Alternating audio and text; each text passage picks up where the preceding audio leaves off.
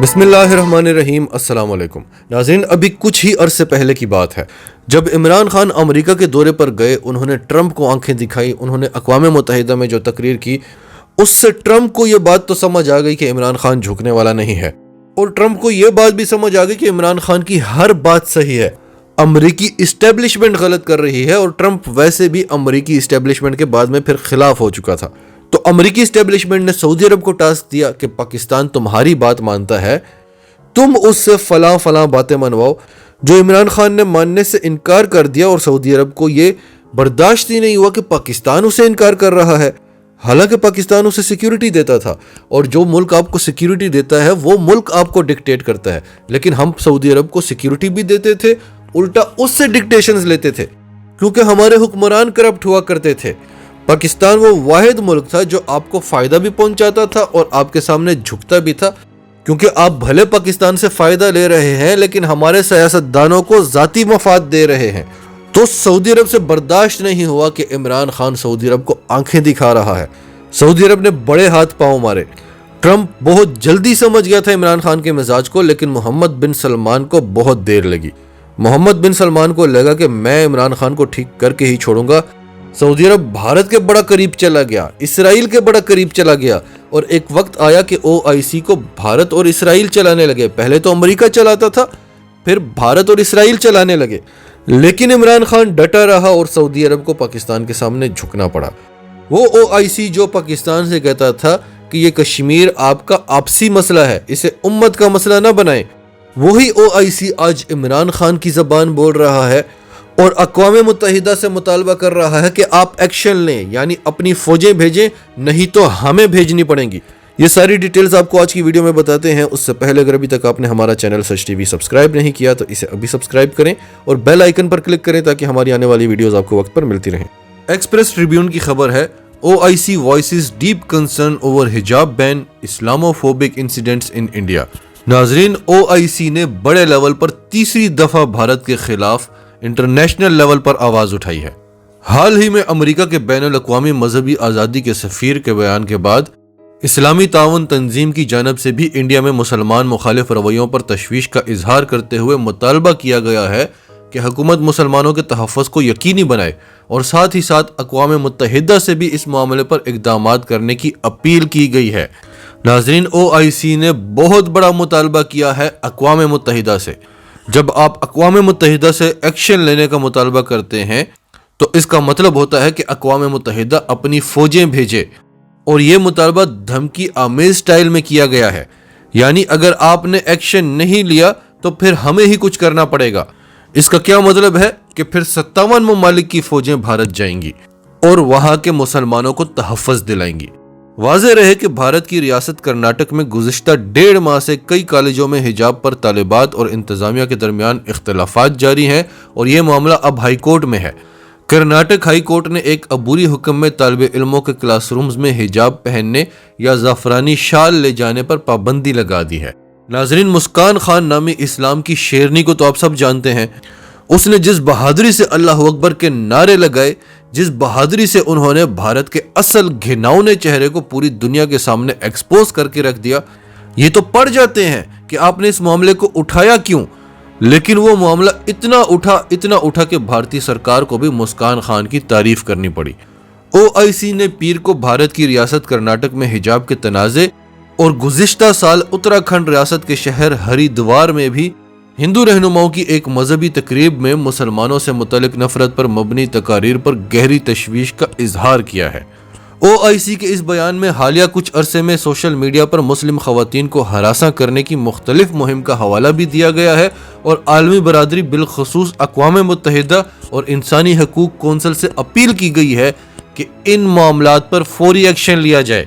بیان میں کہا گیا کہ OIC نے بھارت پر زور دیا ہے کہ وہ مسلمان کمیونٹی کی حفاظت کو یقینی بنائے، ان کے طرز زندگی کا تحفظ کیا جائے، اور مسلمانوں کے خلاف تشدد اور نفرت پھیلانے والوں کو انصاف کے کٹہرے میں لایا جائے۔ اور ناظرین، اسلامی تعاون تنظیم پہلا بین الاقوامی فورم نہیں جس نے بھارت میں حجاب کے معاملے پر آواز اٹھائی ہے۔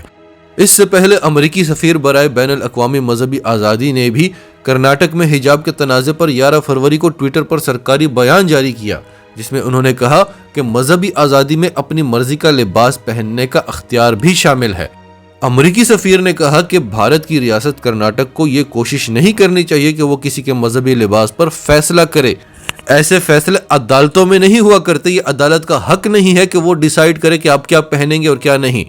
اسکول میں حجاب پہننے پر پابندی نہ صرف مذہبی آزادی کی خلاف ورزی ہے بلکہ یہ خواتین اور لڑکیوں کے خلاف بھی ایک قدم ہے۔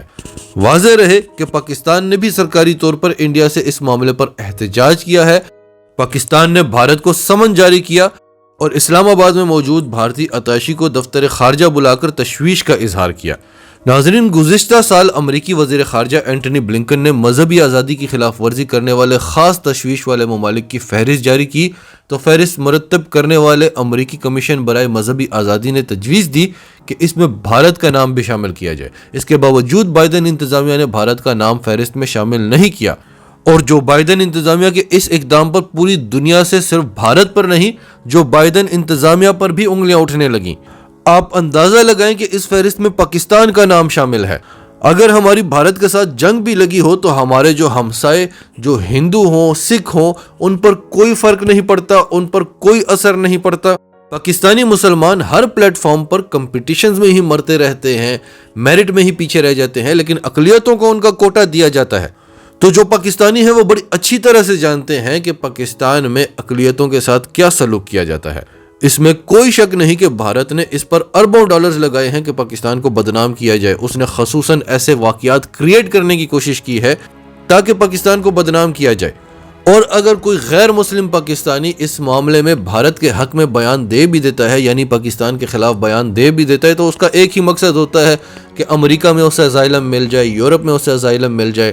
ورنہ سب جانتے ہیں کہ پاکستان میں اقلیتوں کے ساتھ کیا سلوک ہوتا ہے۔ اس کے باوجود پاکستان کا نام اس لسٹ میں ہے، اور بھارت جس پر ہر روز صرف امریکہ سے اگر آپ کہیں تو ہر روز امریکہ سے کم از کم 10 رپورٹس آتی ہیں جن میں بھارت کو انتہا پسند ترین اور دہشت گرد ترین ملک کہا جاتا ہے، لیکن بھارت کا نام اس لسٹ میں نہیں ہے۔